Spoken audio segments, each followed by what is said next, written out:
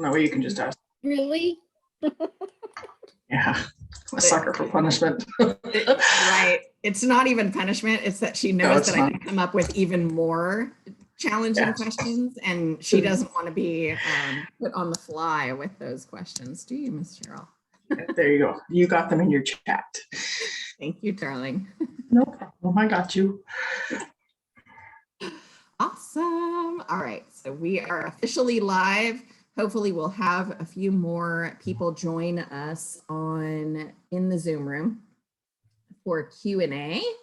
If you are not, hold on, I'm trying to find this on here so that I can follow the chat. I know Cheryl will make sure I got you. I get it as well. We're seeing everybody though, correct? We're seeing all of the people in the room.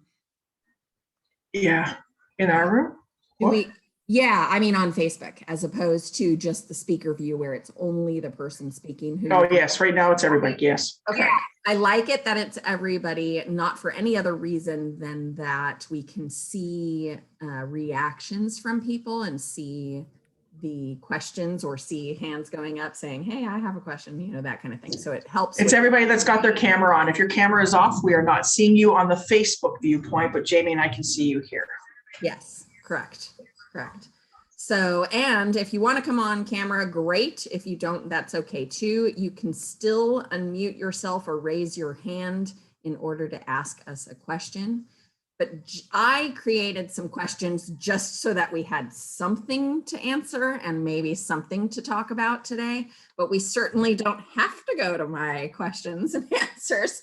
So if you are game, audience, whether you're on the live in Facebook or whether you are here in the Zoom room, feel free to ask us whatever questions you would like to. It doesn't, we're not, well, let's just say we're open to whatever questions you have to ask. It does not mean we will answer them, but it is certainly worth asking us whatever you want to ask us. So how did you guys as speakers, how did you feel about the retreat this weekend? I am exhausted, but I feel really honored and validated to be here and to be part of this. And it's just been an incredible weekend. So thank you all for being part of this. So amazing. I hear that, I feel that. You know, this has been a very, you know, when you think of community currency being the theme for this, one of the things that I was going for is how we vibrate is what we attract into our experience. And so when every single one of you hit that nail on the head squarely in your presentations, I was like, yes, this is amazing. This is awesome. And it's completely different than maybe somebody who is out there coming into this community for the first time, reading community currency. Their interpretation of that is something probably very different from what this retreat was all about. So thank you guys, each of you. Anybody else? It was so amazing how each speaker just laid it all on the line. I mean, they opened up their heart, they shared their personal stories. It was all just so very, very moving, informative, lots of feels, lots of Kleenex. I mean, it was really growing personally for me. I'm like, you know, yeah, there's no makeup left. Speaking of that, I did not check my makeup in the last hour. I literally, but if you were not in Cheryl Clark's presentation, there were definitely some tears to be shed. And of course, it was the kids that got me big time, the babies. Whew. we gotta make some changes in this world, ladies and gentlemen. Are we up for that? They need us. They need us. This actually, the last retreat I adored, no lie, but I was more engaged in this one. So apart from the administrative side, for those who don't know, I try and back Jamie up. I try. But yeah, I think we found our groove, or I felt like we had a groove. And so therefore I was able to sit back and do the meditations this time instead of feeling like I had to be on point and stuff. And so that was really neat for me to actually, I feel like I participated rather than just spoke. Interesting idea, because in Gene's presentation, when he was talking about the different leadership skills involved in managing a group, or at least knowing the different leadership styles, because each of us shows up as a leader in some way, right? And I mean us being humans in general. Anybody in your group is going to have their own leadership style. And so to know those leadership styles and manage them in a group, especially a big, huge group like he manages, is a really important thing to know. The other piece of the puzzle is, or the takeaway that I had from his presentation, was knowing when you're the administrator and when you're the audience, or when you're the person participating in the conversation. They're very different roles. They're very different hats to wear. And I hope that I do them justice, because as a speaker at this event, by the end of the, but then also as the MC of this event, filling space, asking questions, blah, blah, blah. I'm like, wait, which hat am I wearing right now? I feel like such a goober sometimes, because I'm trying to shift that energy from one space into this other space. So. You did great though, because we were all just allowed to just be, right? We were in the moment, we allowed the flow to happen, and it did. From each of our topics, it all just flowed in an even heart space. So it was wonderful. Thank you. Absolutely. Thank you for the validation. I appreciate it. All right, let me take a look really quick if I can find this. Kaspars, I do want to hear from you as well, because I know that you have more to share on what this event was like for you. And Gene was our one of the male energies, but you have a whole different male energy that you're bringing to the table, and it is so important to us. So thank you for being here and representing the divine masculine. First of all, thank you for inviting, and it was an honor to talk. The first one is always the hardest one, so that's why I know I try to do the introduction as good as I can. But like English is not my native language, so I couldn't get in this flow.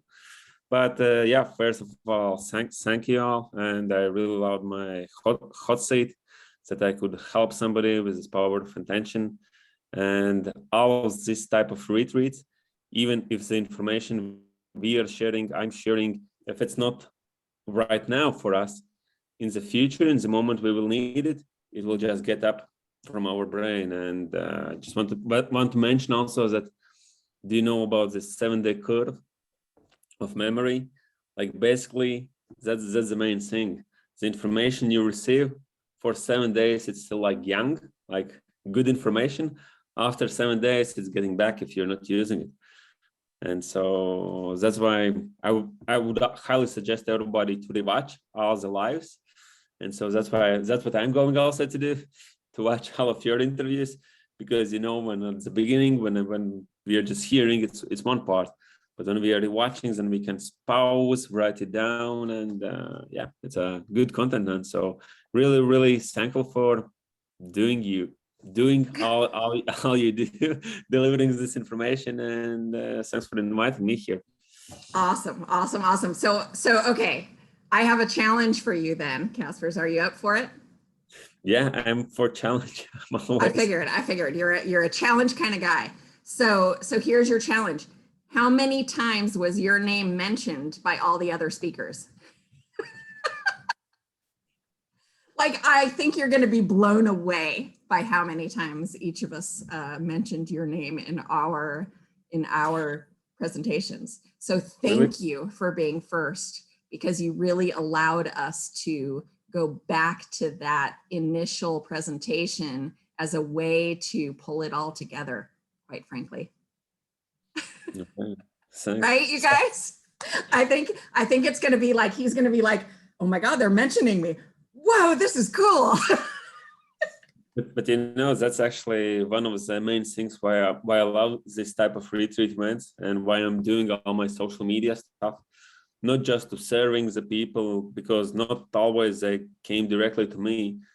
But if somebody says, Kaspars helped me, Kaspars told me, that's the way of living, and you just open like my, even it gets me almost in tears, because that's what I want to hear a lot. Sweet. But Awesome. the same time, Cool. I love it.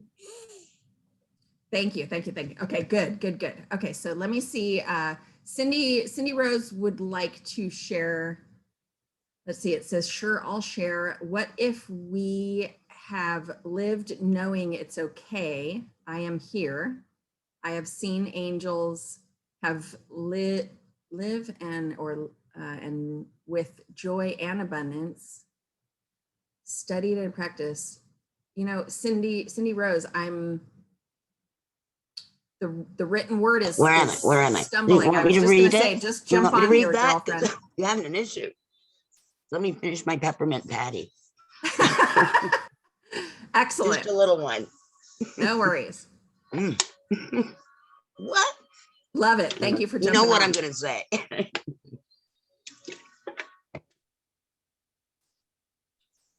You live with all of this in you, in your being from almost infancy, and you've known the protection of the archangels, and you've known you're here for a reason.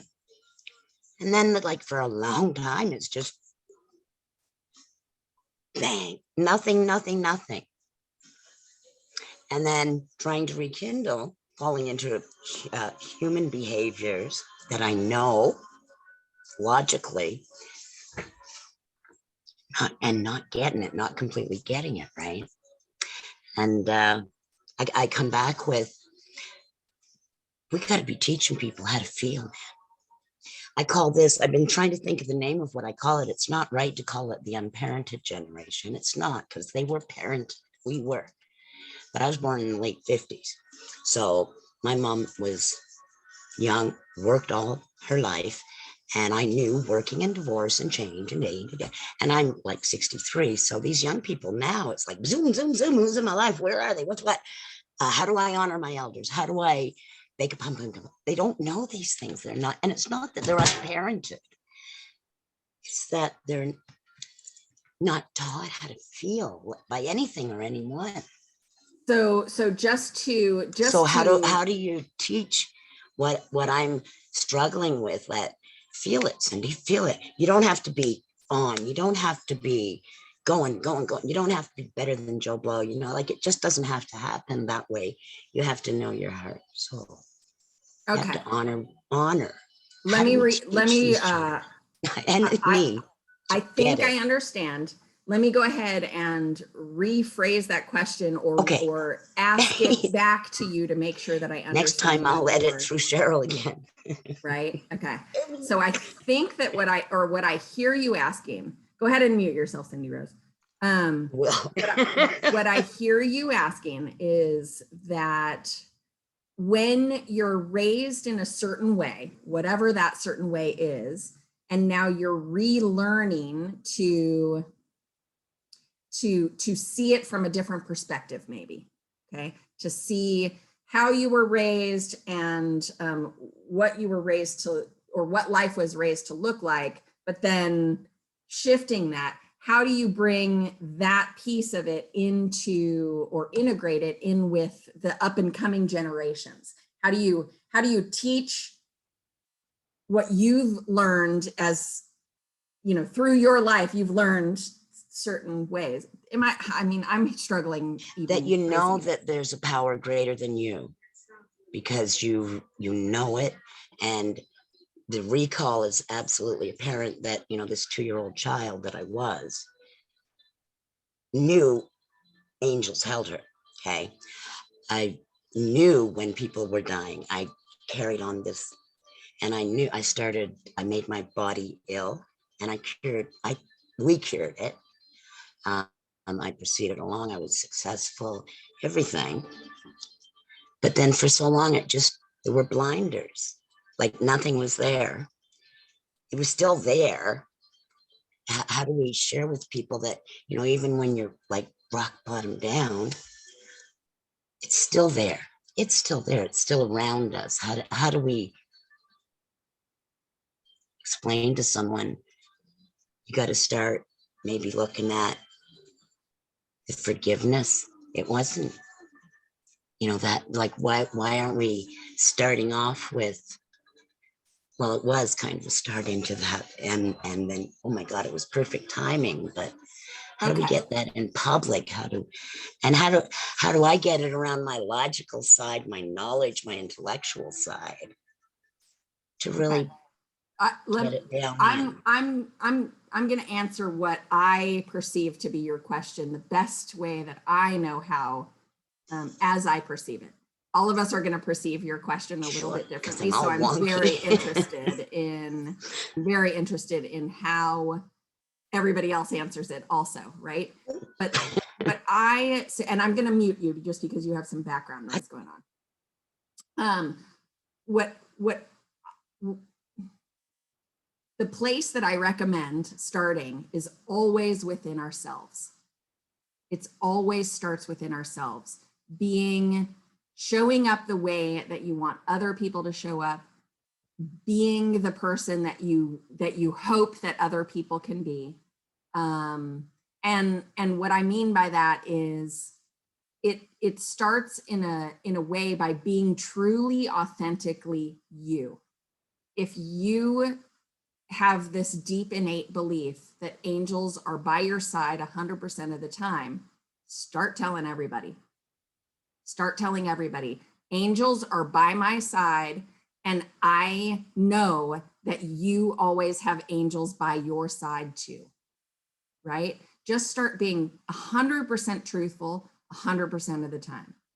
And the people that are afraid of that, or the people that really freaks out, it's okay that they're freaked out. It's new information. It's a new concept. It's maybe something they don't believe in, and that's okay. You have to be really okay with it within yourself and with how you are showing up on this earth, and allow them the time that they need to process it and to get to the place of comfort around it. Does that make sense? Okay. Anybody else have an answer for that?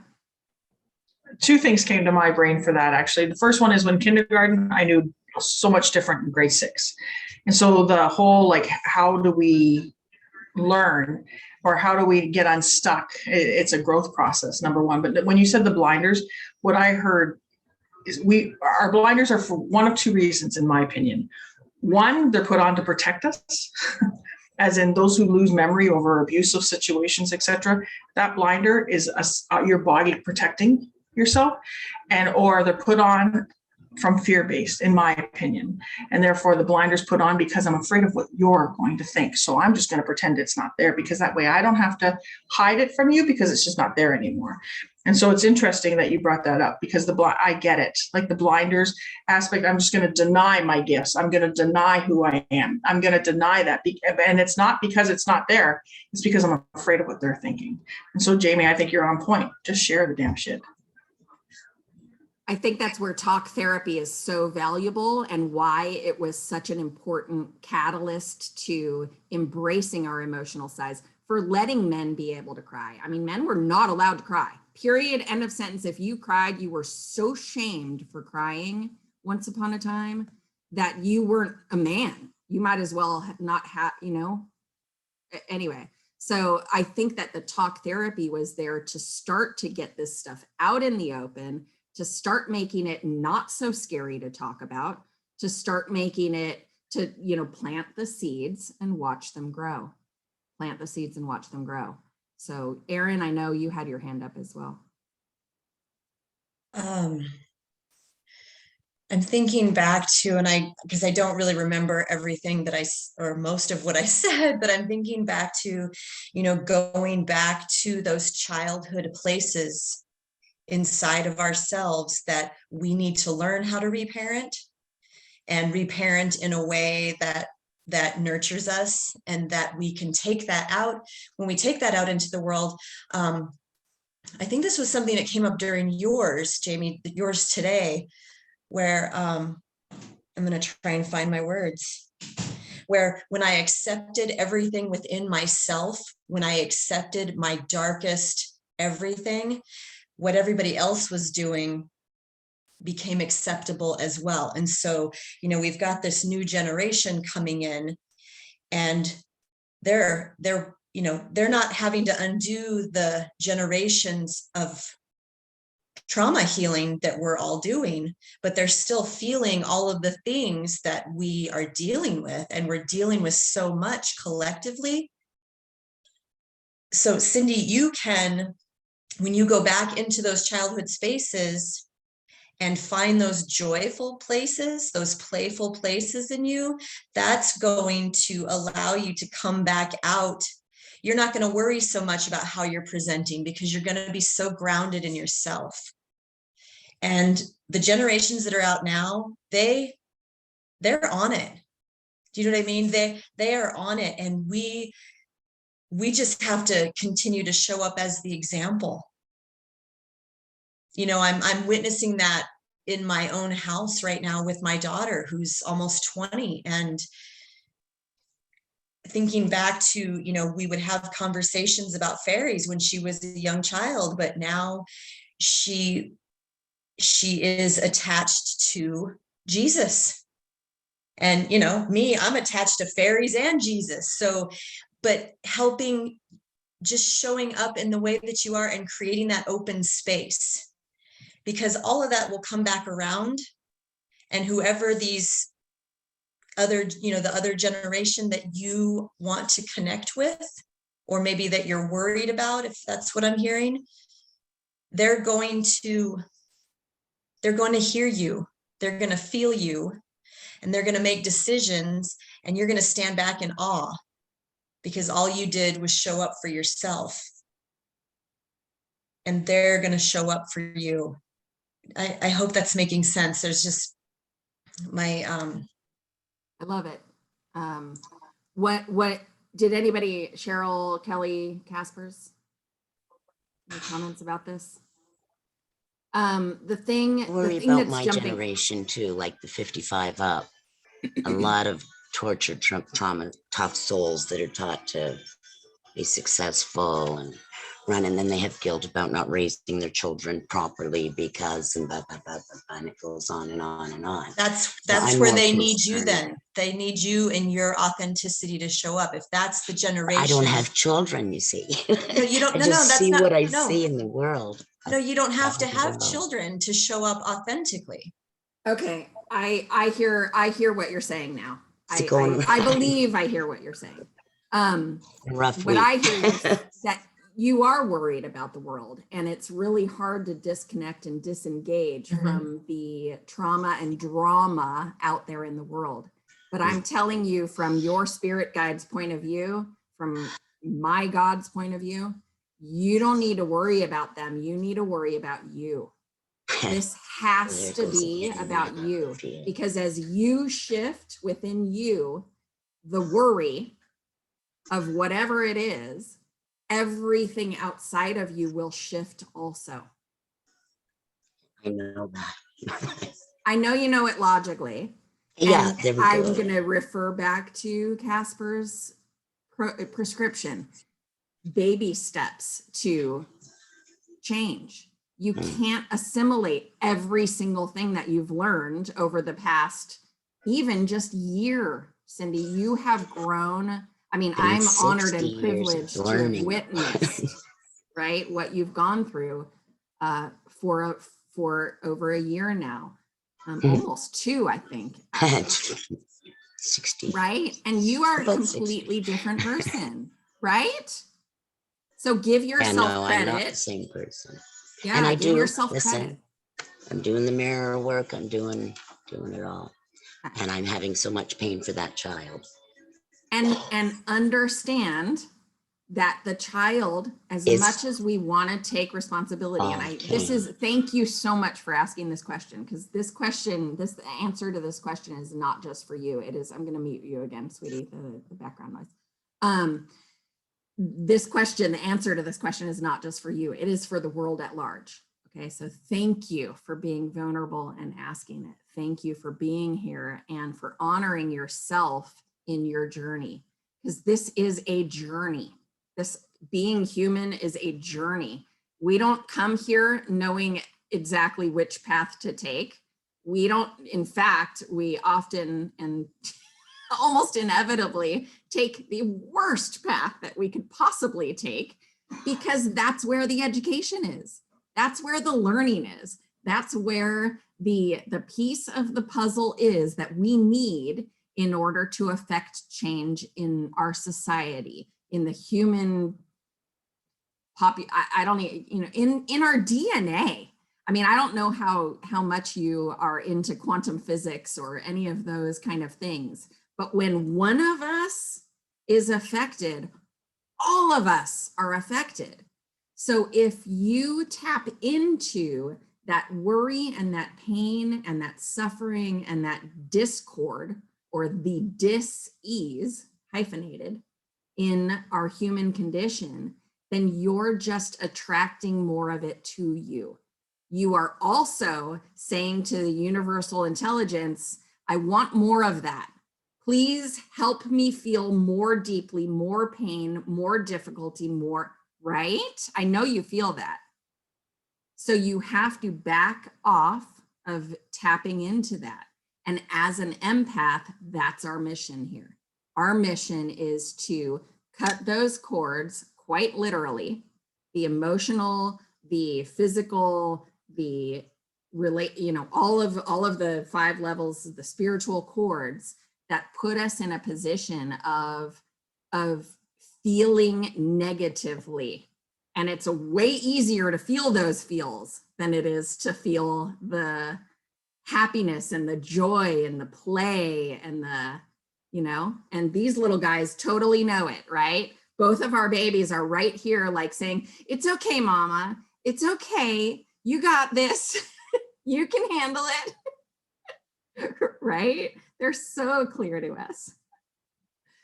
All right. I don't want to be the only one speaking here, though, you guys. Jump on. Tell us what you're thinking about this, because this is a powerful and very important conversation. I love that we're talking about this.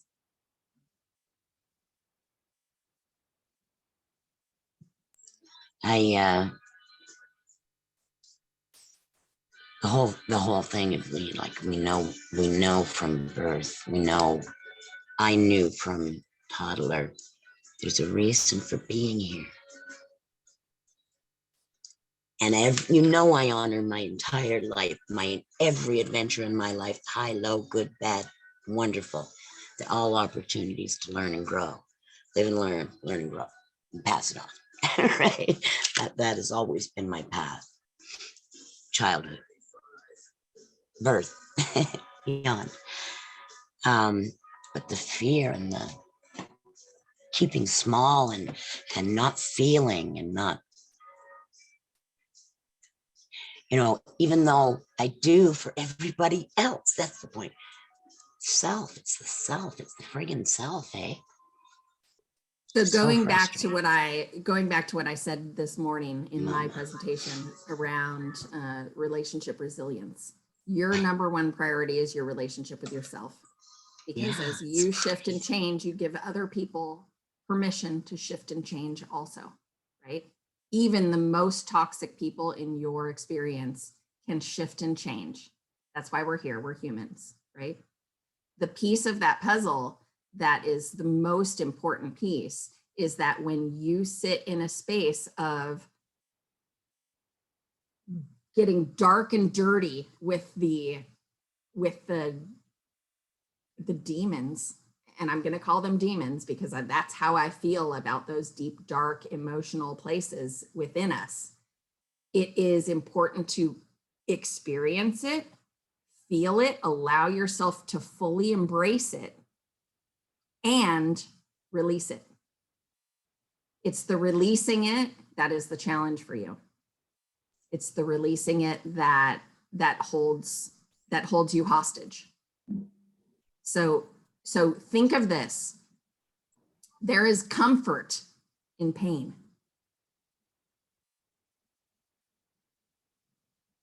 Don't believe me? Yeah. It becomes an addiction, because when we don't feel something, or when we feel something familiar, it's something that we rely on feeling. So go for it. Two things come to mind. First of all, the first thing I want to say is that when I felt I wasn't enough to continue for me, it was good enough for me to continue for others.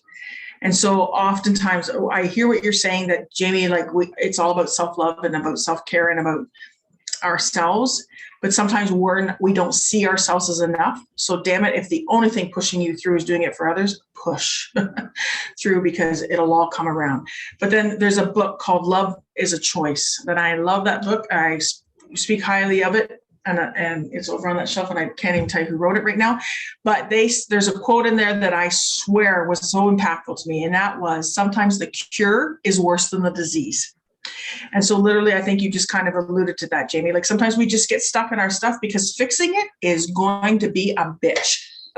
And so therefore, I'd rather, the cure is worse than the disease. I'd rather be diseased. I'd rather have self-esteem issues. I'd rather have whatever the issue that you carry is. I'd rather be insecure. I'd rather be, not confident, because fixing that means I have to go back and figure out what caused that to bring it forward. The cure is often worse than the disease. So we stay diseased because we're afraid of the cure. On the head, Erin. One of the pieces that has been really powerful for me in dealing with ridiculous pain was discovering that a lot of the pain isn't even mine. So there's this idea that our body has betrayed us, and that whole self-forgiveness piece, right? And we blame ourselves. I ate this, I drink this, I smoke, all the things.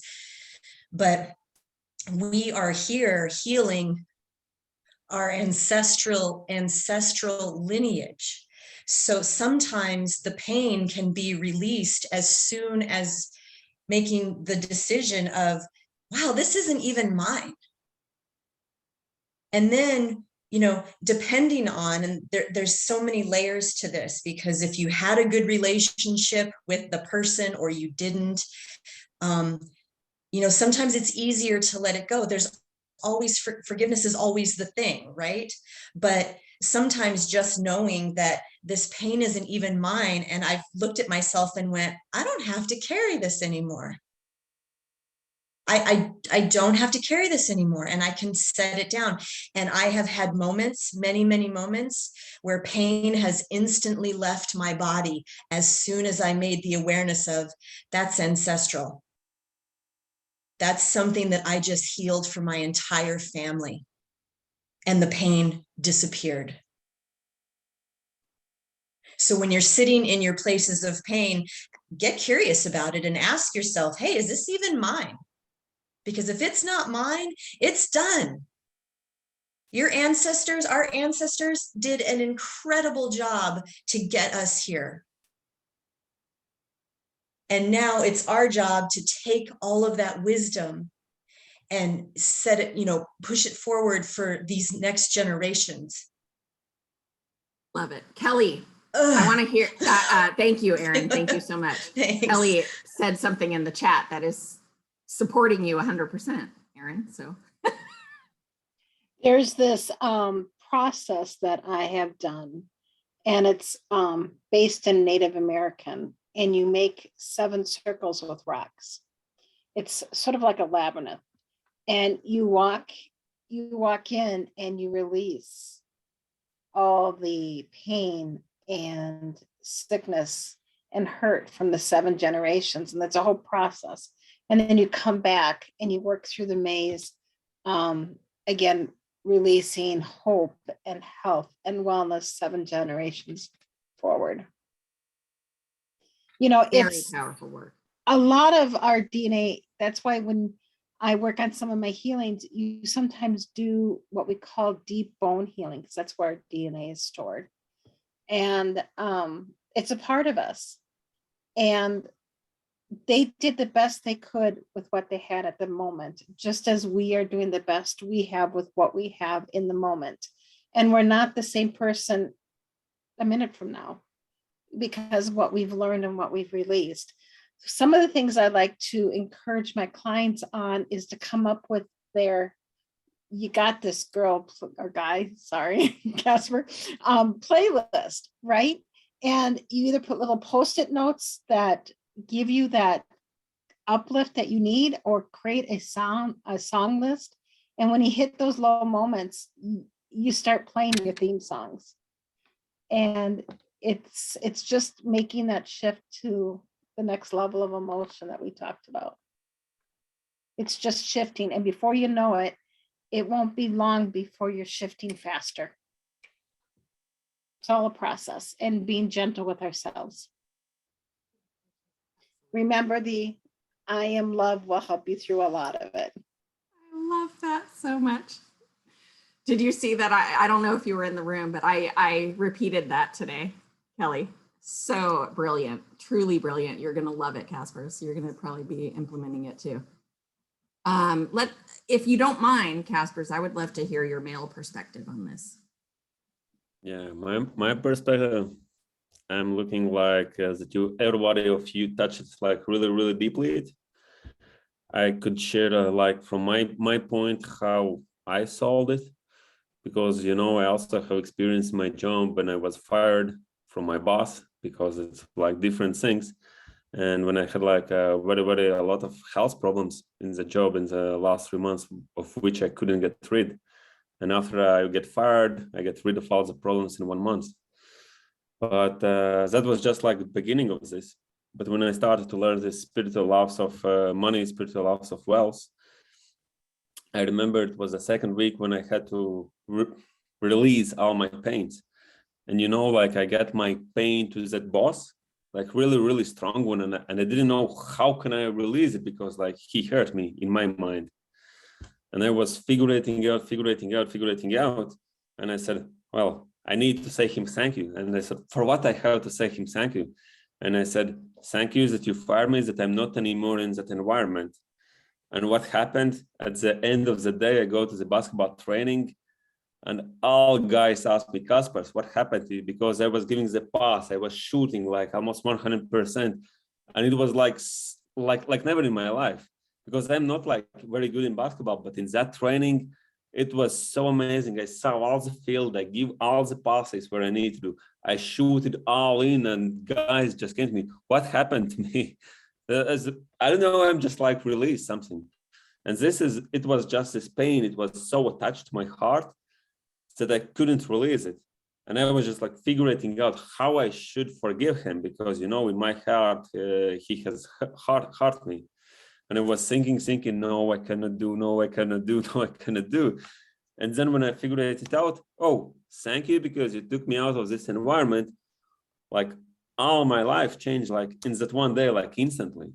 And as a proof, it was like when I went to this basketball training, because if you compare like two people when they're talking, like one person and second person, this person, if he says something or she says something to you, it's his energy, and you are responsible. Either you take this energy to you or not, because it's just vibration of his language. And if you take it on in your mind, then you receive it. And that's how we can also release that energy.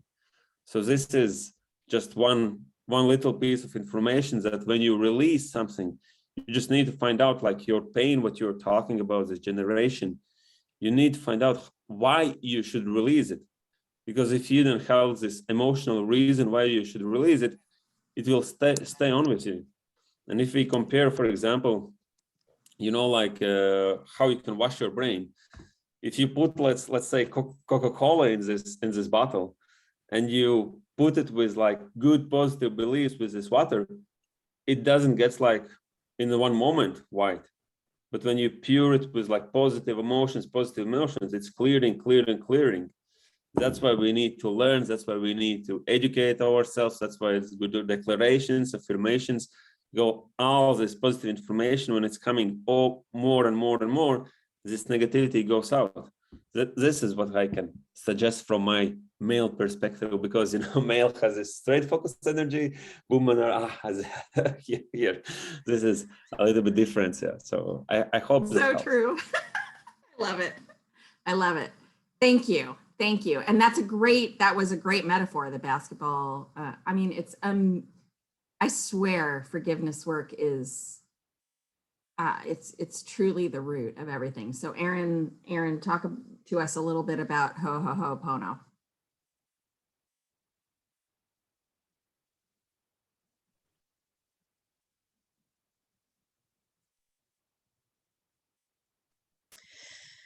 I don't remember when I was introduced to this. Is there anybody, does everybody here heard of it, or everybody has? It's a powerful experience. Yeah.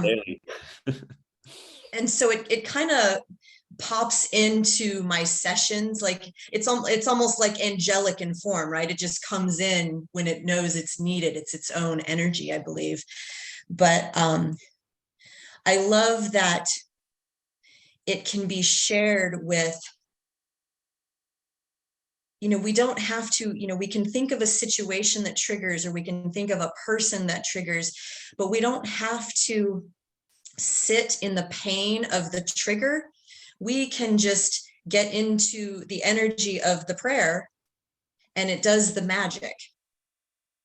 So I know it came up for me in a client session the other day, and she had been thinking about it prior to the session. Like she said, she had been thinking about it like a week or so prior with things that she was working on.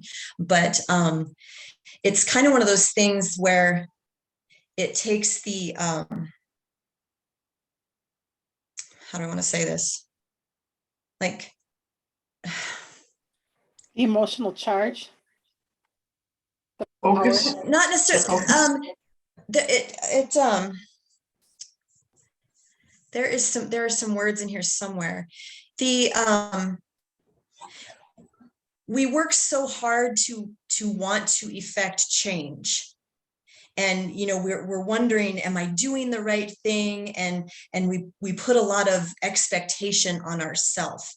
And if we can just surrender to the energy of the words, that's where the magic happens, in my opinion. Because you don't have to do anything except allow it to be. And then the healing takes place. I don't know if that's making any sense, Jamie. It is. It's making perfect sense. At least it is making perfect sense to me.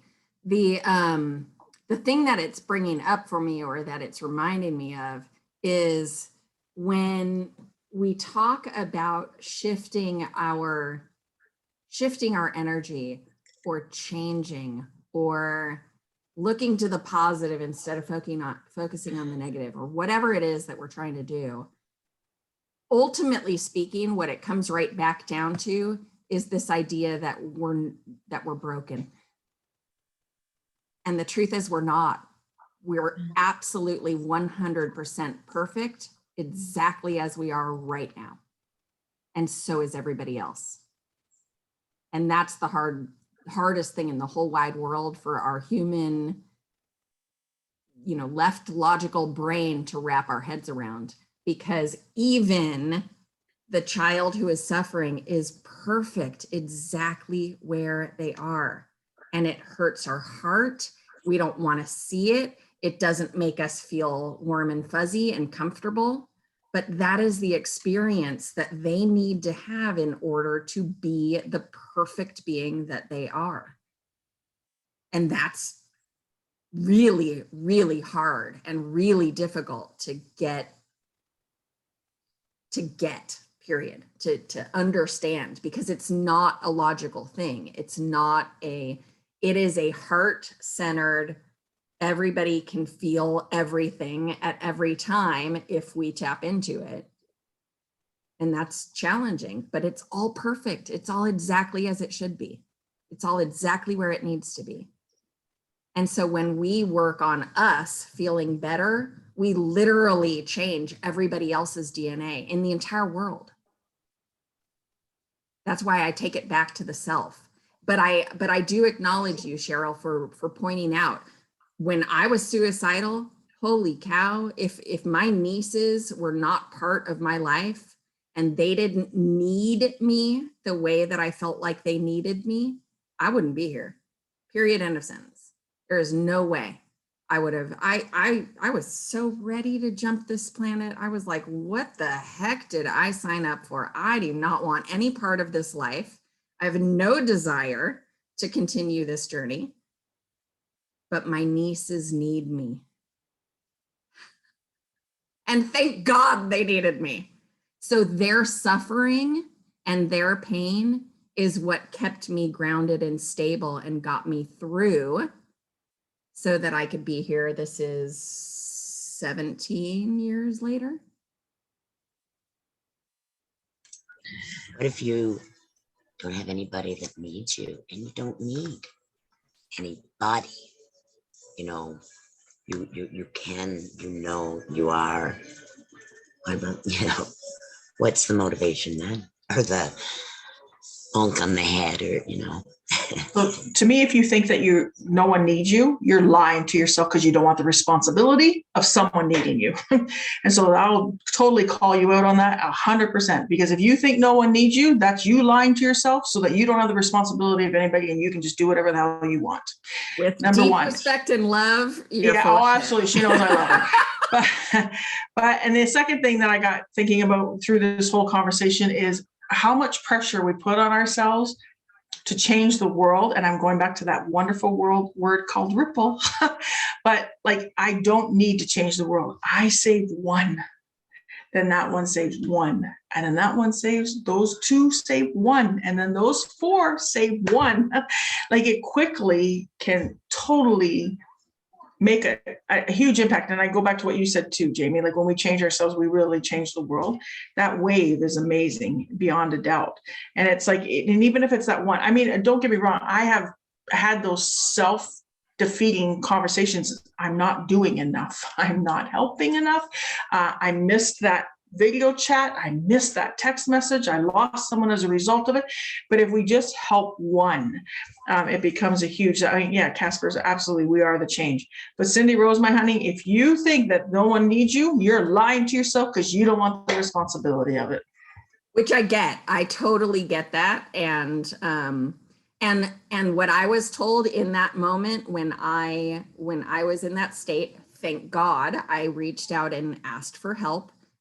I went to, I think it was, and forgive me if I'm triggering anybody by saying this, but I think I went to Planned Parenthood because they provide psychological services for free, you guys. Nobody knows that because the whole media is focused on the abortion thing, but they provide services, and psychological services was one of the things that they offered. And thank goodness this, green little girl who said so many wrong things to me, hindsight being 2020, but she said something that really, really fantastically healed me. And that was, sounds kind of like you're a little bit spoiled and selfish, and maybe you need to go out and volunteer. And I was like, oh shit, did she just really say that to me? I couldn't believe it. And I still can't believe it. But the truth is, it was in Not suicide. my I'm not face. suicidal. I want you to know that. Like nobody be concerned. I am not, never have, never will. Ain't happening. That's not where I'm going. Okay. I That's just not want where to make sure. Good. No, I don't go there with you because I know you know the effects of that firsthand, personally, way too well. So I know that that's not a challenge for you, but we can go into those very dark places and we can get stuck there. And I know that all too well. And so for me, it relates to that suicidal tendencies, just in that I got stuck there for a while. But that little girl being in my face and being like, you're spoiled. You need to get out of your own way. You need to stop thinking about yourself and start thinking about somebody else. I was like, oh shit, she's right. I hate that she's right, but she's absolutely right. So I started volunteering. I started volunteering like the next day because I was like, I'm going to prove her wrong. Screw her. Right? Except I started volunteering when I was 12 until I was 40, and then on beyond. I love my people. and believe me when I tell you, they love you too. And you would be missed if you decided to give up. And I'm not saying you are, and nobody here is saying that. But in that dark place of wanting to affect serious change in the world and serious experiences and that desire to avoid them, because it brings up the pain and it brings, you know, whether it's alcohol, whether it's drugs, whether it's sex, whether it's, I mean, it doesn't have to be suicide. It could be any number, you know, addicted to watching TV or movies. Truly, like, that's one of my escapes, 100% true. It is an addiction because I go there when I want to avoid. Everybody does. It's a survival instinct. It's a survival mechanism. But, oh, pretty. Awesome. All right. So I'm going to go back to see, you guys thought I was going to be the one asking difficult questions. Ha, ha, ha, ha. All right. So Kaspars, you were first. Where did you grow up and what was it like? And the reason why I ask is because I'm crazy fascinated with other cultures. We here in America are the most ignorant people on the planet when it comes to geography and what goes on outside of our country. We're very focused on where we are and what we're dealing with. So tell us a little bit about what it was like growing up where you grew up. Yeah, so I born in Latvia, which is a small country in the Northern Europe, one of the Baltic states country. And basically I born in 1985 when it was still Soviet Union. So it was a little bit different knowledge, different experience. So the first 6 years, it was like, you know, like everything in the borders, but at least I get like really strong character, how to grow up there, how to fight about myself, how to prove myself, how to be confident. And that helped me. The only thing when I started to learn like in this personal development, we have like many sayings what actually is hard thing to grow up. Like we have measure 7 times, then cut it, which exactly is the opposite of success, right? Because in success, you need to do the messy action and then you see if something is happening. But we have so many like sayings like this, like never tell your dreams to nobody else, either they will not fulfill. Never like share your vision. But this is exactly when we are like not confident, when we stay out this energy inside us. So nobody can know about that. Nobody can help us. And so when I started to learn this into this personal development loop, like T. Herwecker, he is basically from Toronto, from Canada. And but when I started to learn how he explains it, was like totally new opening in my life. And that's how this change was really, really quickly. Because, you know, like when you like cut it like so fast and you strictly change it, then the progress is very fast. Yeah, but Latvia all around, we are really, really amazing country. Nature is really, really nice. We don't have any like storms or floods, nothing. And we have summertime and winter time, and in winter time it's -30 sometimes. I'm going swim when it's -20, -30 outside in the lake. So that's a little bit about our small country. Yeah. That's very, very cool. I love that you share that. So I welcome you to share more of that, because we do want to learn. And I think that this global video world that we live in is really opening the borders and really opening the lines of communication between our cultures. And I find that to be so healing and so important. I'm so grateful that you are one of the representatives of your country. You absolutely are. How exciting is that? Yes, thanks. That's really is. And what I love the most, like I love traveling, and I have been in around 27, maybe 30. I just remember that it was 27. And you know, when I was traveling, and I tried to go into like small cities, small towns, to feel their culture, like not these tourist centers where it is, but dive into these small villages where are like human, when they're talking from their own heart, from their ancestor knowledge, and that's the beauty of it. And in every country there is some beauty. I highly believe in it. And in every country where I have been, it was my pleasure to find out, to reveal these small secrets of every culture, because in every culture there are some nice benefits from what we can learn. 100% agree. I think that every single person on this planet needs to travel more than 50 miles or whatever that translates into kilometers outside of their, area, because, and really more importantly, outside of your country, because when you come back, it is home, and you see things differently when you've visited other countries. You appreciate things a little bit more. You can appreciate things about other countries too, but it's amazing how much more appreciation comes to the surface when we travel. I know you guys agree because we're all travelers. All right, let's see. Erin, unless somebody else did, what was that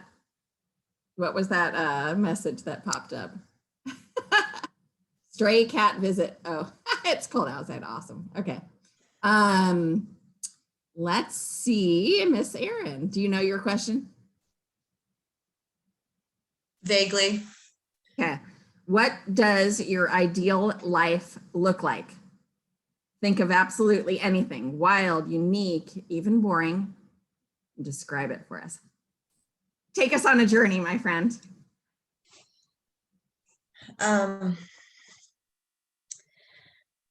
The only thing that came to mind when I initially read that question this morning was I'm on I'm absolutely toast right now, y'all. I'm really becoming so much aware of my energetic boundaries and what my levels of what my capacity is to hold. And this has really, this weekend has stretched me. But I am looking for like the pimped out tree house of, the millennium, whatever. I want a fully functioning, all amenities tree house. I want swings. I want bubble machines. I want to be able to walk. I wouldn't even say walk. I would step out my front door and maybe slide down a rope. I want to have a water source nearby. I want to have all of my own food readily available. I want to have a space where I can teach and people can come and sit with me and learn the ways of the land. I want to not be on a computer.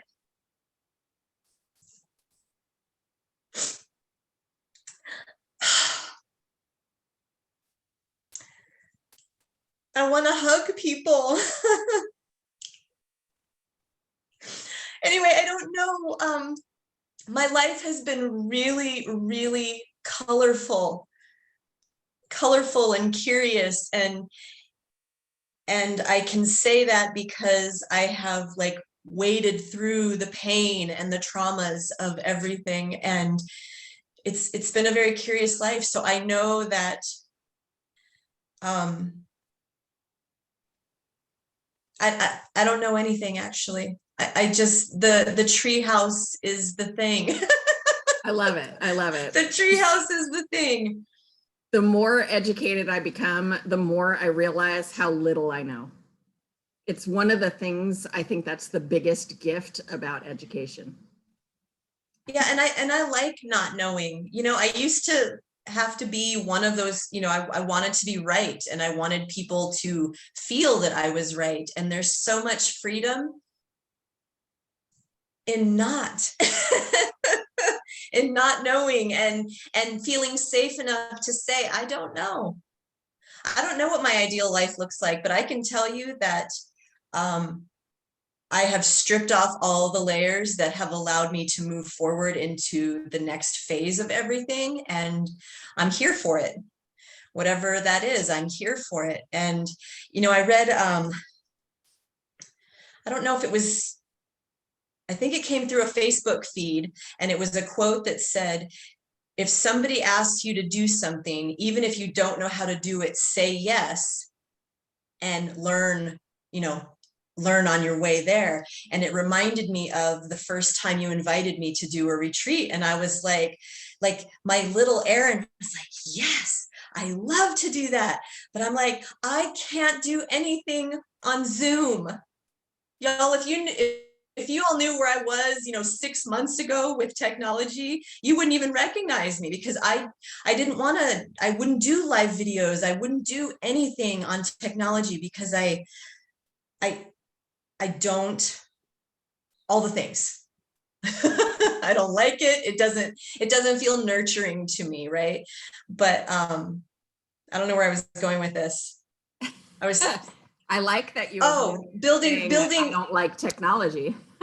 I don't like technology, but I'm doing beautifully with technology, and I'm learning my way. So I said yes. I've said yes to things that my heart says say yes to. And I'm learning some extraordinary skills, I'm meeting some extraordinary people. And I'm being given the freedom to be myself. And, you know, Cindy, I'm thinking about back to that question, when you feel free to be yourself, like all those people, they're just going to start coming out of the woodwork.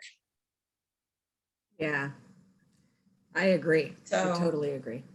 That's what I don't know if I answered your question, but it's that's beautiful. I can totally that's picture your treehouse, and I'm coming for a visit. It's got room for everybody. That's right. That's right. You of course have seen the series. I assume you've seen the series. Like, I don't know, what is it called, hon? Like Magical Tree. No, Magical Tree Houses or something like that. I mean, it's. I have not seen cool. it because I didn't like to sit and watch TV. Well, but I'm learning how to. I mean, learning how to do that as well. Coming from an addict, there's a show for that. Well, I'll have to look into that and see, because, you know, you want a yacht, I want a tree house. Maybe, right. You know, we're gonna travel the world on my yacht, and we're gonna come back to Cindy Rose's farm, and we're gonna visit the tree house right down the street. Love it. You are creating beautiful visions in my world, as far as I'm concerned. My husband's over here saying, when are we doing this? I'm totally on board. All right, so Kellie, your question. And you guys, you can say no. You don't have to answer these questions for me, but thank you for indulging me. I totally love hearing the answers. What would be your favorite place to travel for you, and why? Oh, wow. Speaking of traveling.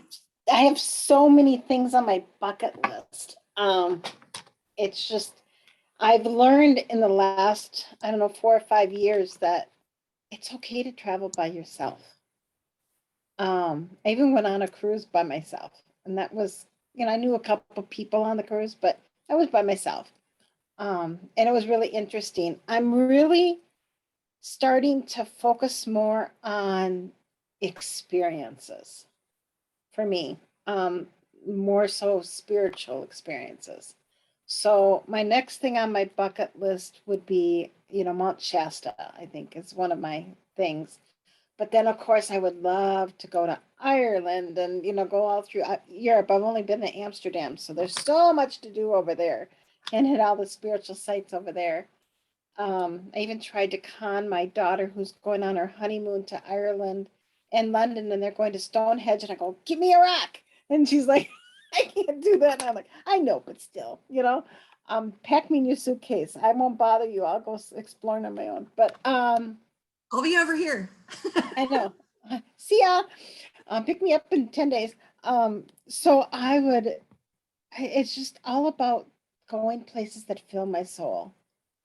And I live in Minnesota, and there's lots here too. And it's even gotten to be where we had a snowstorm one night, and I opened the front door to let the dog out, and just being in the silence took me to places that's as form of travel for myself. It's being in that moment in nature and the silence and just being able to be has been great.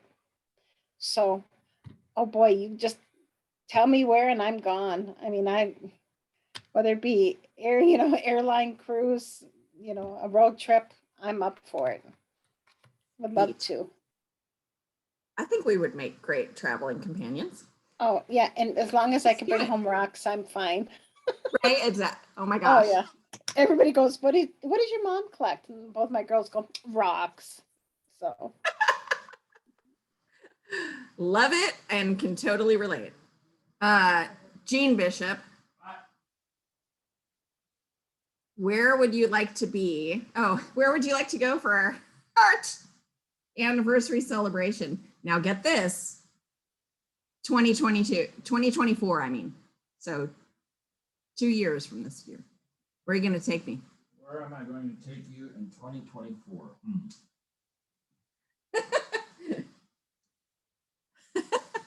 Our anniversary is in November. Yeah. Cleveland is nice. You hear him? You have to just talk louder. Why do I have to talk louder? You got the big old microphone. Where am I just going get a to- plane, Gina. We'll all go with you and we'll celebrate with you. There you go. There you Come go. on. Perfect. We I got like this idea. 13 seats. We can take everybody. How am I going to take you? I don't know. It's an arbitrary question. I Start, want to take. start thinking about it. I have a serious answer. Oh, Believe it or not. excellent. Yay. Okay. I want to take you to Tbilisi, Georgia. Oh, yeah. And everybody is quickly looking on Google to see where the heck Tbilisi, Georgia is. No. Well, are you? You guys know where Georgia is, yeah? The Republic of Georgia, not Not the state. Yeah. I think most everybody knows. Okay. And if they don't, they have something to Google. There's Google. Jean, I'm putting in for Fiji. Fiji is good. Yeah. My stepmom and dad are opening a retreat in Bali. So that's definitely going to be on my list of places to go. And when I say a retreat in Bali, it is top of the line, luxurious experience. So I cannot wait Yeah, to but they visit eat them. weird foods. Yeah, but My passport's up to date. yeah, right. I know. Thank you. You're welcome. Get on that. Bye, everybody. Love it, love it, love it.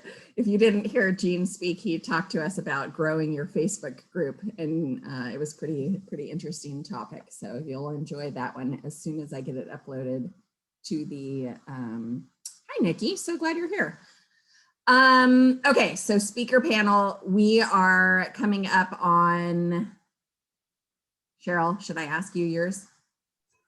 You can. Oh, good. All right. So You're checking on me first. the question is, I appreciate that. How has going home changed you for the better? It made me redefine home. Simple and short. It made me redefine home. Losing all my material possessions, I always thought that was home. And so it absolutely made me redefine home as I rebuild 100%. And then being back here after 16 years of being gone was surreal, when you never thought I'd set foot in this country again, let alone be here. But being able to do things that I see my old school, go past my grandparents' homes, reconnect with people that I spent teen years with, which some of you they're part of the community.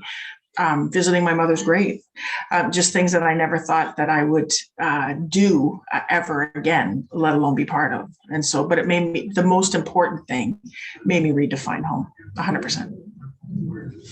I love that. I love that answer, and not surprising, to be honest. For me, what's been interesting is coming back to California, just to relate to your answer. I left California when I was 21 years old. I'm now 50. It had been a long time since I had been back, almost 30 years. And I hated California. I had this deep hatred for it, because when I left, I was going through such hell at the time that I literally blamed the whole freaking state for what I was going through in that emotional moment, right? And emotional moment, I mean, it was like 3 straight years of literal hell on earth for me. But in coming back, I literally realized that it's not the state's fault. I know that seems completely ridiculous, but it's true. I didn't even know that I carried that much anger and hatred toward this state. I got here and then I was like, wow, this is really different than I expected it to be. Oh my gosh, I'm actually having fun here. Wait a minute. You know, like so many things that I had, you know, held on to. Cindy Rose, you want to talk about, you know, holding on to things really tightly. I had held on to these beliefs that I didn't even know I had held on to, that I didn't even know that I believed. And coming back here helped me to face the fact that A, I had been holding them in the first place because I didn't realize it. And then B, helped me really release that energy, let go of it, heal it, forgive myself for holding on to it, which is, I think that's the most powerful thing of the Ho'oponopono exercise for me, is I hold on to things that I don't need to hold on to. They're not my things. It's not my journey. It's not my, but then the things that I hold on to, I need to forgive myself for holding on to them, especially when there's any length of time that goes by in holding on to it. Like it's, you know, fairly easy to forgive somebody else, even when it's challenging. It can be fairly easy to forgive somebody else for whatever it was that was an infringement on your person or personal rights or whatever it is. It's a way harder to put that mirror back on yourself or point those fingers back at you for holding on to any of the angst or grief or unrest around whatever it was that happened. So Ho'oponopono is definitely a fabulous exercise for that. Kellie. I have a question for you. Oh, great. Since you've asked us all questions, Love and I it. know how you love music, what song best describes your personality and why? Oh, wow. Kellie, you're my hero. Just saying. Best describes my personality. I don't know if I'm going to go to the personality piece of it so much as the one that really makes me feel super, super happy right now. And I can only go to right now because I can't think right now in the fall, you know, in the heat of the moment. I'm like, I don't know. Wait, I'm trying to recall songs at all. But who's the artist? Meghan Trainor's Better When I'm Dancing.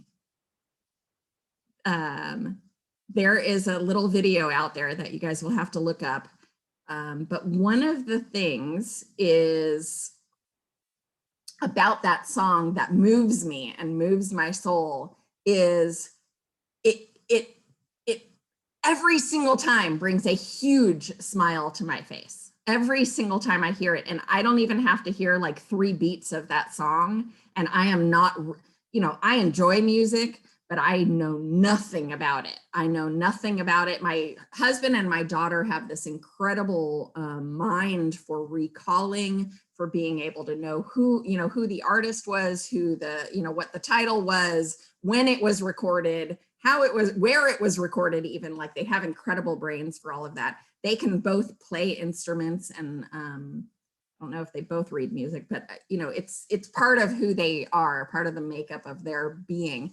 And I have the biggest struggle with that. So I know what I like, but recalling who it is and the title, and you know, I have no memory for any of that. But the one that's coming to mind, to sing it for you. Oh, you guys are being mean to me. No, you're not.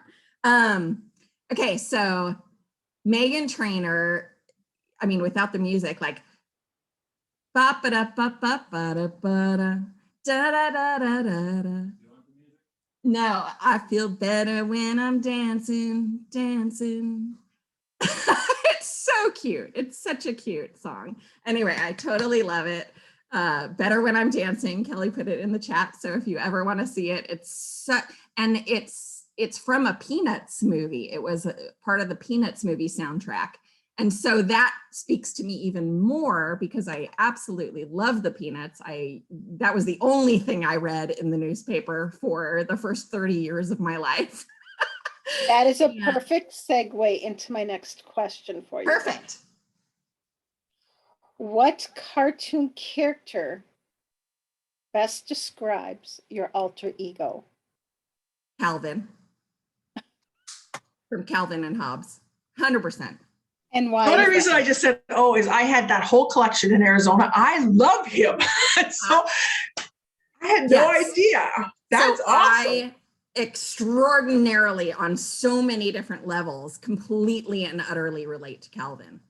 I relate to his love of wanting to kill the, you know, monsters. I relate to the explorations and creating all kinds of, you know, rockets and I don't know, like, I love the imagination of it.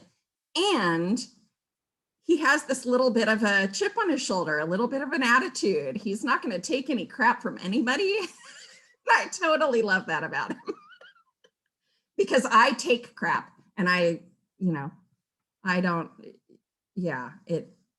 it affects me because I hold on to it too long. And then I end up having to come back and circle around and be like, why the heck am I upset? Where is this headache from? That's where I get it now.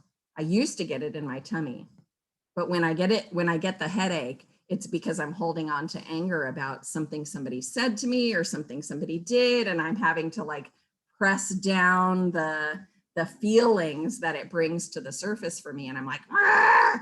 And thank God for Cheryl, because I call her almost every single time. I'm like, oh my God, you'll never believe what this person said to me. Right? But that's who I definitely relate to the most, Calvin and Hobbes. And if you want to come visit my stockpile of the Calvin and Hobbes books, I have them all also. Or I'll send them to you, my friend. Oh, that tells us so much about you. Doesn't it? Doesn't it? Totally. You what? Jerry loves Calvin and Hobbes too. Awesome. Well, now I can relate to him on some level. I would love everybody to answer that question. Who is the character, the cartoon character that best relates to your alter ego? My husband says Yosemite Sam. Oh my God. Yeah, that's pretty true. It's kind of scary, but. I'm Calvin. I loved him. His wit, his sarcasm, like, yeah, I am totally, I had every book. I love that damn little guy. Erin? I have my name alter name is Pinky Dory because Pinky in the brain. I'm Pinky. I am not the brain. I'm like, which way to go? And What are we gonna do today, Dory, Brain? because it's like, okay, let's just do it. Let's just do it. Like, oh, what? Okay, let's go here. Let's go there. Let's check this. So my lovely friends call me Pinky and Dory. Oh I kind of like it.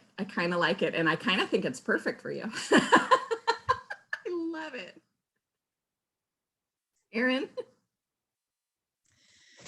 I'm just going to go with the first one that popped in my mind because I really wanted to overthink that question. But Wile E. Coyote, because I hold space for the whole world, whether I want to or not. And I would really like to just light shit on fire and blow things up. Do you know what I mean? I just would really like to just break Scrap that and start over. just break some things, just like, you know, set things on fire. I just want to go nuts, you know, and not for any particular, I'm not chasing anybody. I don't want to hurt anybody. I just want to get, like, I feel that energy wants to do something destructive because I've always been the person putting things back together. That's a really profound thing for me to say now that I'm hearing it come out of my voice. Yeah, weird, right? No, it's not weird. That's actually very, very perfect in the sense that and I love that you said that it's profound because I've never thought about that question either. And yeah, it definitely brings a new awareness to my inner soul as well.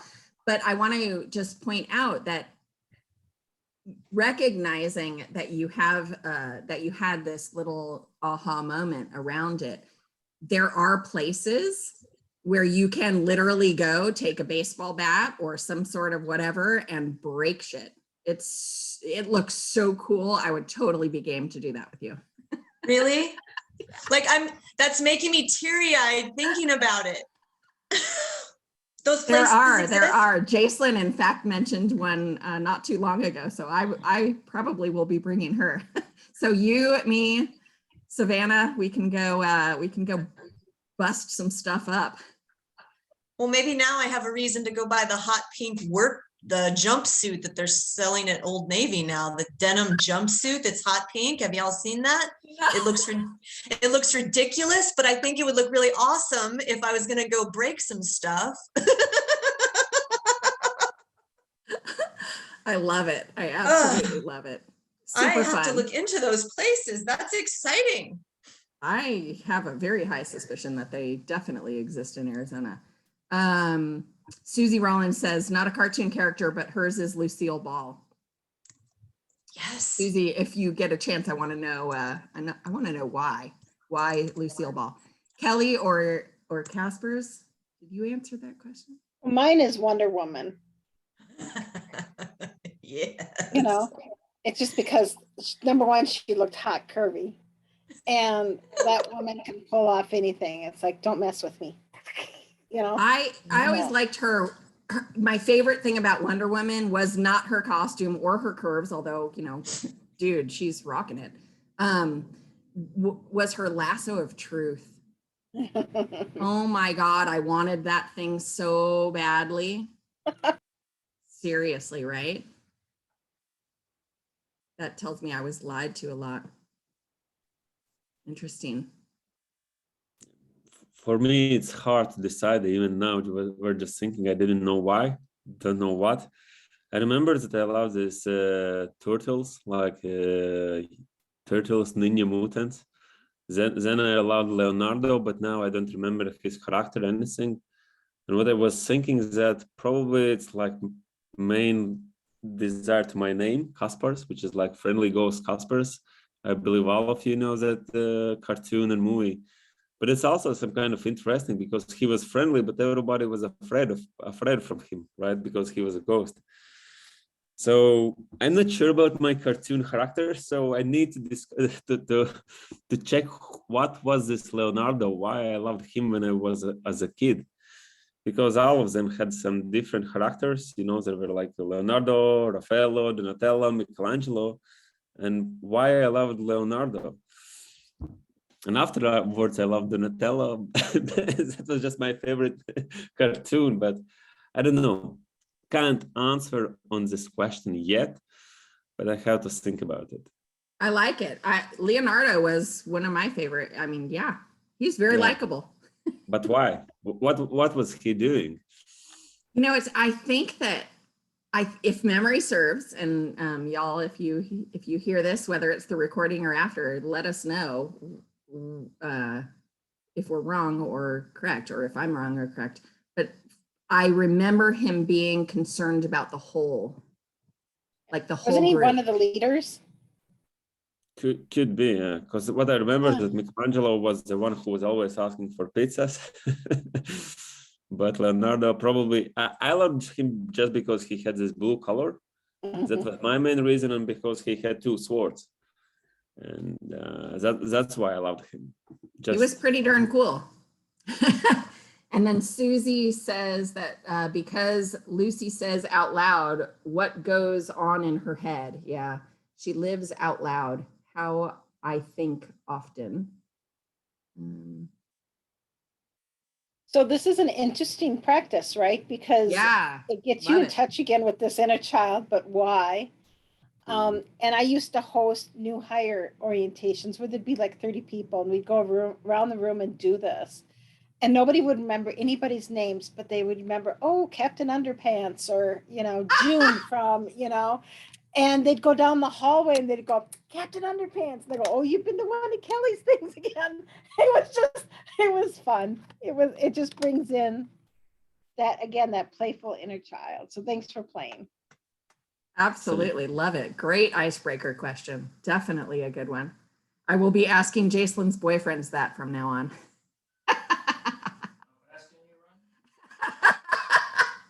Yeah, when I asked the music one, and I'd come home to my girls and say, what is the song? I don't know that. Don't hire him. You don't want that song, Mama.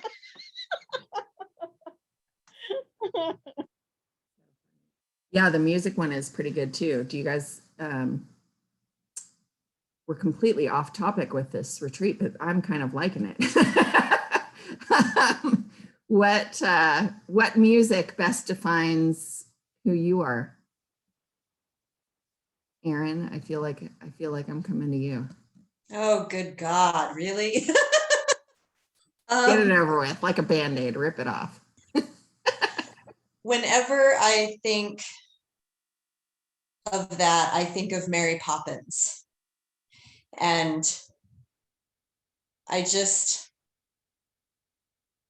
one of my absolute favorite movies, like all the songs. And so I always loved the supercalifragilistic song, and I loved because I learned how to say it backwards. So I just, are you going to make me sing it? We can all sing it with you. Supercalifragilisticexpialidocious, even though the sound of it is something quite atrocious. Exactly. If you say it loud enough, you'll always sound precocious. Supercalifragilisticexpialidocious. Anyway, that's the first thing again that comes to mind. But it's just there's something so like inherently.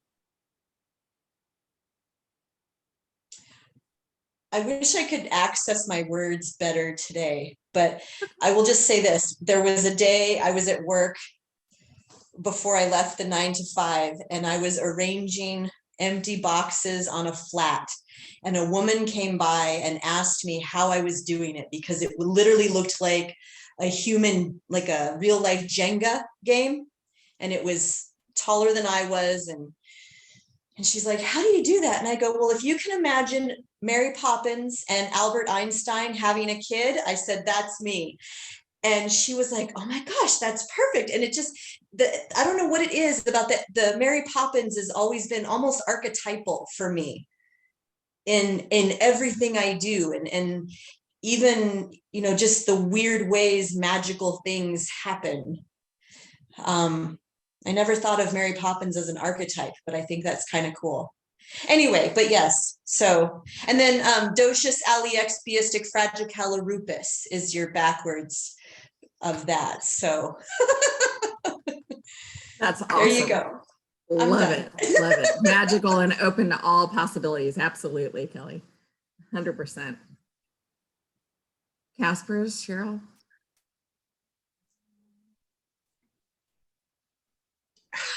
I was hoping you were going to go Kaspars. I was just going to be silent for another few minutes, but thanks a lot, buddy.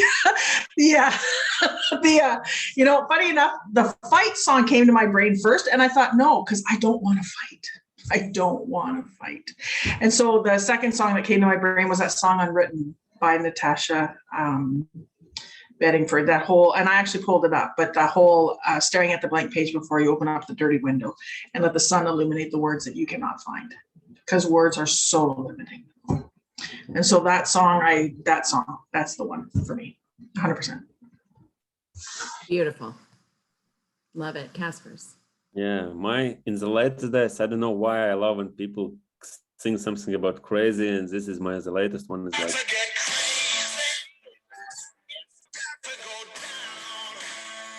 you know, like it's just something what passionates with me, because I love doing all the crazy stuff. I love diving from the skydiving, going swimming when it's minus 20 outside, doing all this stuff. So that's why I like it. But the second one is what always like goes with my life. It's Coldplay, this magic. I don't know why. It's just, you know, like when I'm always like doing some promotions about my business, about what I'm doing, like, you know, this like capsules, and like it's magic.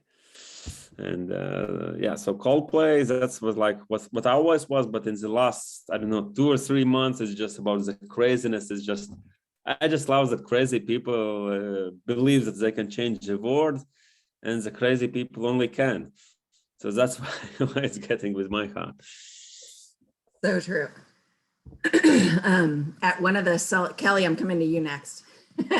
At one of the Celebrate Your Life author meetings or dinners or whatever it was, I had the honor and privilege to sit with Deepak Chopra, and we were talking, and it was, I mean, looking back on it, it's very, very surreal.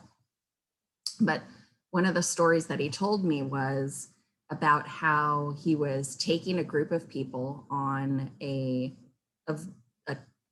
just an excursion, wherever it was that he was speaking. He had this bus full of people, and the bus driver was, you know, moving along. He was coming to a stop, and this homeless person was on the street and was sort of harassing the bus and like not wanting it to stay there. And the words out of the person's mouth was, get that green bus with, or get that bus with all the green people out of here. And so he was really, really freaked out by these people in this bus. And Deepak turned to the bus driver and said, or the bus driver said something like, he's crazy. We need to move along. We need to get you guys a new place to get out. And Deepak turned to this bus driver and said, no, he's not crazy. We are all green people. And then he went on to explain to me that green is the energy of healing, and everybody on this bus was a natural born healer. And so this homeless, and it gives me goosebumps to reshare that story. That's the first time I've reshared it. But he let the bus driver know that they were perfectly safe, that this man was not indeed crazy. He was just actually seeing everybody's energy. And it was pretty darn cool. Pretty darn cool. Great story. I have no idea why I shared that, but that whole idea of it's about to go crazy, it's about to get down, like all that energy, it brings a very specific vibration and a very specific kind of exciting, like, yeah, let's get this done energy, right? So all these songs have very specific vibrations to them. And that story is the one that popped into my head. Kellie, what is your song? Mine is I Am Woman by Helen Reddy, because I've been knocked down, but you can't keep me down. And I gained a lot of wisdom through all the pain that I've experienced, and that I'm not going to give up. I'm going to keep going. Love it. Love it. I love me some Helen Reddy. She's awesome. Cindy Rose or Susie, do you want to share? Or if anybody's out here in the chat, the live chat, Gavin, if you're interested, Nikki, if you're, oh my gosh, Nikki is in Bali right now. She was just sharing. Wow, how cool. We're coming, Nikki, we're coming.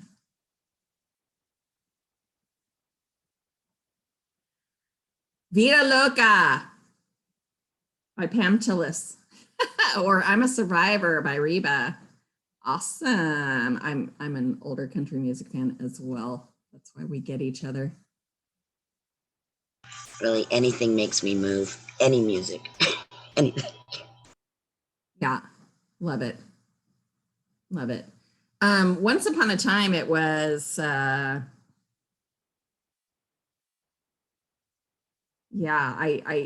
the Living La Vida Loca, right? That was really funny. that was a song that for a long time moved and rocked my world. I have given that song up though. Let's see. What else? Anything else, or should we wrap this thing up? Let Kaspars go to sleep before his baby wakes him up.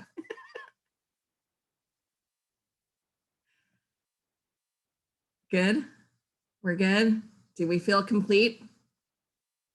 I feel complete. I am ready for like the next week to go to sleep, and I will see you in a week. And thank you guys all so very much for being here, for honoring everybody's time. If you are just watching this as a replay, know that we support these speakers through love donations. So if you are in a position to offer love donations, please do so. I know that everybody received more information than they can in a million years implement probably, but I want to go back to Kaspars' very first presentation on learn, do. Don't learn it all at once and do it all at once. It won't assimilate into a normal daily useful practice for you. So take one lesson, implement it, learn it, do it until it becomes second nature, and then add another one, because we have so many lessons that we all have learned this weekend. So thank you guys. Community currency is closing the books. Stopping the recording.